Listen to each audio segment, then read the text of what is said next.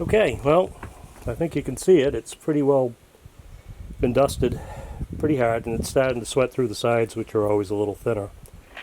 I'm going to put it back into the refrigerator now until I'm ready to bring it out. A lot of people will tell you that you should leave it out now so that the core temperature of the meat comes up a little bit. You're not trying to heat it up to that point. But this is kind of run and gun. We're going to get the fire situated next and everything ready to light up later this evening. And once I get the coal bed established on the Weber Smoky Mountain 18, I'm going to put this in and put the lid on it and call it a night. I'm not even going to look at it again until I get up in the morning. I'm an early riser, so I'll probably start this around dusk, and I'm up before dawn. So the dogs have me up wanting to go out and be walked by 4 in the morning. So, all right, gang. So next thing will be okay, guys. A little bit of the demo on the Smoky Mountain. Here we go. Alrighty, guys. So love the little bit slightly more expensive Weber version of these fire chimneys starters, especially the larger size. They've got a lot more capacity. One of these is enough for that, and then just a little bit of additional Royal Oak charcoal briquettes. And the way you do this is really simple. I don't use lighter fluid. I just use newspaper, and I stuff it underneath to get the fire going. The thing about charcoal lighter fluid is it just has an awful taste, smell to it. And this is a pretty easy way to get things going. And I'll fill it right up, right to the top. Big handful. This will settle down once it gets going too, to about 2/3 its size when it's ready to be put into the kettle. Alright, get this out of the way.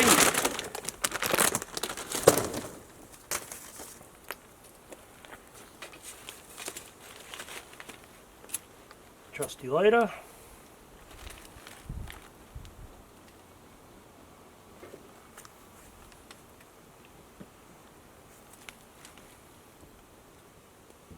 Get a good start on it, and then we'll just let it sit.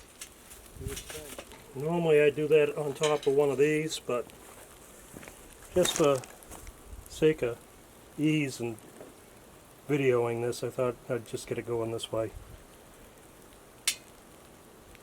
That's it. Not much to it. As you can see, that's definitely taken off, and it'll be about 15 minutes, and that'll be ready to go onto the Weber kettle. We're going to start this a little earlier tonight. I think we'll probably have the meat on by between 7 and 8.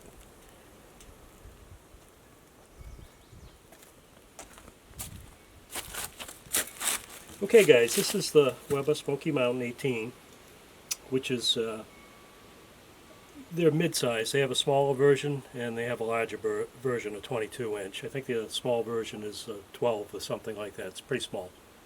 They all work on the same fundamentals, and they all work great. You can see I got myself soaked bringing that pan out. That's the water pan for it. It keeps, once things get heated up, it's nice to keep the humidity up in the chamber.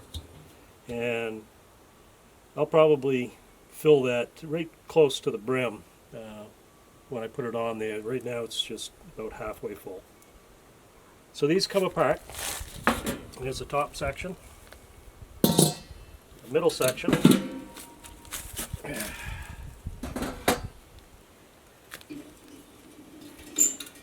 a grate, and a briquette ring. So what'll happen is I'll take that chimney when it's ready, pour it into the center of a pile of briquettes. So I'll put the briquettes in, stack them against the corners, leave this area hollow, pour that chimney into it. I'm going to put this on, pick the pan up, put it on top, put the body on, so it looks something like this at that point. This is my top cooking grate. Plenty of clearance in here with the high dome for just about any cut of meat you can imagine. It's set wide open right now, and I'm going to watch the smoke coming out of this. You really want to get almost like that is doing right now, a little blue flame tinge to it. The smoke's getting pretty blue. It's not making a lot of smoke, it's making a lot of heat. And when I get it finally adjusted, there's 3 ports here that choke the fire out, and you can control the draft with the top vent. And at that point, I'll go in, spend some time with the dogs, the wife, quality time, and call it a night. And I'll check this 4 o'clock in the morning when I get up. So that's all for now. I'm going to let things keep on progressing, and then I'll come out and put the meat on, put the whole thing together for you. Be right back. Okay guys, I guess you can see that it's pretty well settled down, and the very top of the charcoal is just starting to go gray. And that's the time basically to dump it. So what we're going to do is move it into the center mass of that pile, redo the ring on the outside with additional briquettes, and we'll put everything together at that point. So I'm going to do a little bit of movement here, and we'll zoom out eventually and try to get a good look at what we're doing here. Lock things up. Good to go. Let's zoom out a little bit so we get a little better field of view, and I think we're ready to go. Okay. So, she's ready.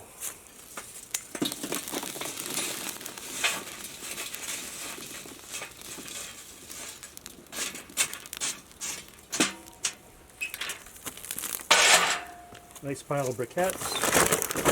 I'm going to fill some more in on this right edge.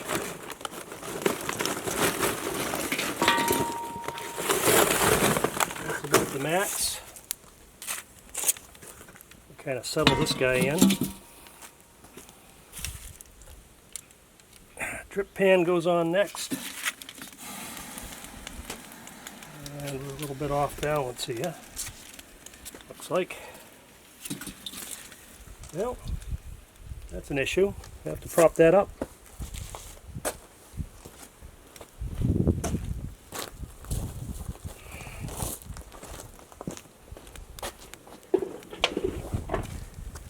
The old rock. Perfect. Okay.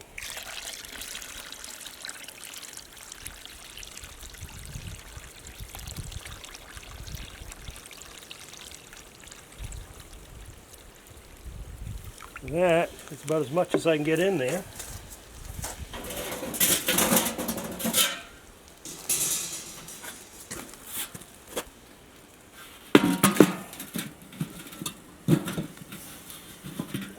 Settle down. There, clicked right in. This is the cooking grate going on. You can see the steam already coming off of this.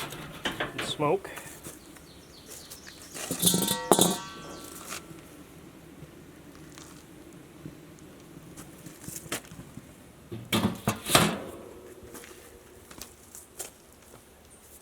And that is it. So do a little change in position here so we can see things better. I think you can see that smoke's rolling right out the top, and it's pretty much smoke colored. You know, that's not what you want. You want almost like a light blue color out of it. So at this point, we'll just let it settle down for a bit. Nice feature of these is the side door. And I can add water at any point.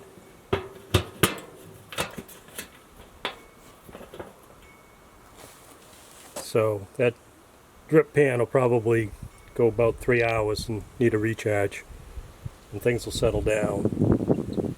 So we'll come back in about 20 minutes probably, and we'll put on the meat. Okay guys, we're just going to top this off. A little more rub. This time I'm using a competition barbecue chicken rub on top of the pork rub. Now I'm just going to lightly dust it.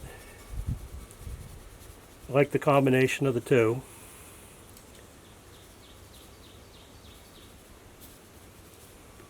A little on the sides here.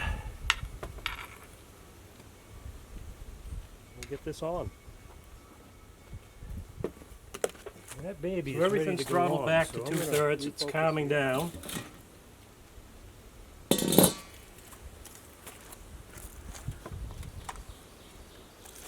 And now, place the meat in the cooker, and I'll get my hands cleaned up and get a picture of that for you. Let me cover it up so we're not losing heat, because if you're looking, you ain't cooking. Okay guys, you can see the smoke rolling out of it. Just perfect right now. I'm going to try to one-hand this, so I'm going to get the lid back off. And hopefully it'll clear up just enough so you can see that beautiful piece of meat getting smoked in that fire. Here's the secret weapon. Let's cover my spritzing bottle. It's apple juice inside. And every, hour, 2 hours, I'll come out and spritz it a little bit if I'm awake, and that'll keep things a little moist. So, that's it. We'll see it in the morning, guys. Have a good night. Oh boy, precarious. I've got this rigged up like you wouldn't believe. Ooh, way up high, on top of a wall. Okay guys, I'm back.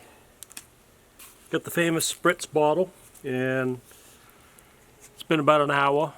And we're gonna try taking a look at this and giving it a quick spritz. But things have calmed down, everything's feeling great. And that is one great looking piece of meat. Man, this thing is going good. I really don't think I have to spritz it much. It's pretty wet in there. I've probably lost half the amount of water already. And we're just going to cover it back up.